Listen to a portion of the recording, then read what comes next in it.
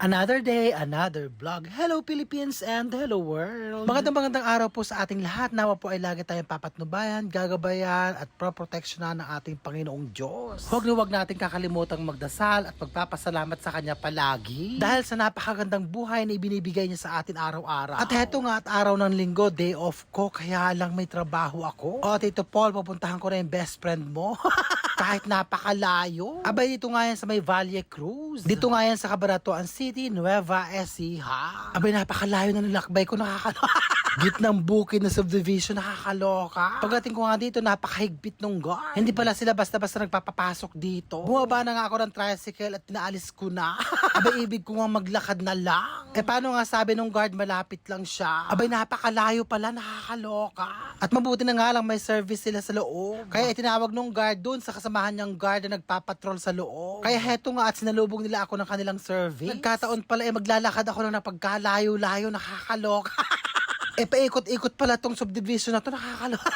Tapos yung mga bahay dito, karamihan na wala pang nakatira. Kaya animong ghost town, nakakatakot. Tapos napakabihira ng tao. Layo-layo pa yung may mga nakatira, nakakaloka. Bago pa lang pala itong subdivision na ito. Kung ako ang tatanungin, hindi ako titira dito na pagkalayo-layo sa bayan. Ito ba ang lalakarin ko? Nakakaloka na pagkalayo-layo.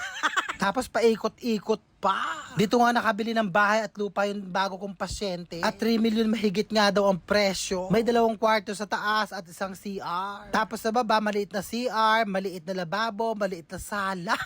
Pwede lang ito sa isang pamilyang may isa lang ang anak. Tulad sa amin ni Maron, pwede ito. Kaya nga lang napagkalayo-layo sa kabihasnan. So sa wakas, malapit na ako sa bahay ng pasyente.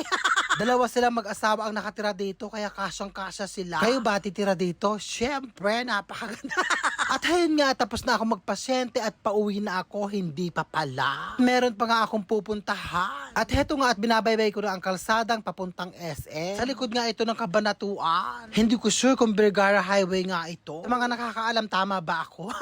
At heto nga at paliko-liko nga. Alam ko malapit ang bahay nyo rito, Pamela, Natasha, Kendra. Dati kasi sa Bilya-Bilita sila nakatira. At lumipat nga sila dito sa likod ng SM. Hindi pa ako nakakapunta sa bahay nyo. Aba, minsan, dadalawin kita. Bulagaan, charot. Sa mga nagtatanong, sila nga pala yung mga kaibigan ko. So, ayun nga, at nandito na ako sa SM Cabanatuan City, Nueva Ecija. At ako'y magliliwaliw at maglalaro. Abay, syempre, kailangan maglibang. Yun lang naman yung libangan ko dito. Ang magpunta ng SM kapag day off ko. At heto nga, at nandito ang aking mga kalaro. At heto nga, tapos na ako maglaro at nanalo ako ng 2,000. At syempre, hindi ko kakalimutan ang pabili ng aking anak. Ang paborito niyang McDo.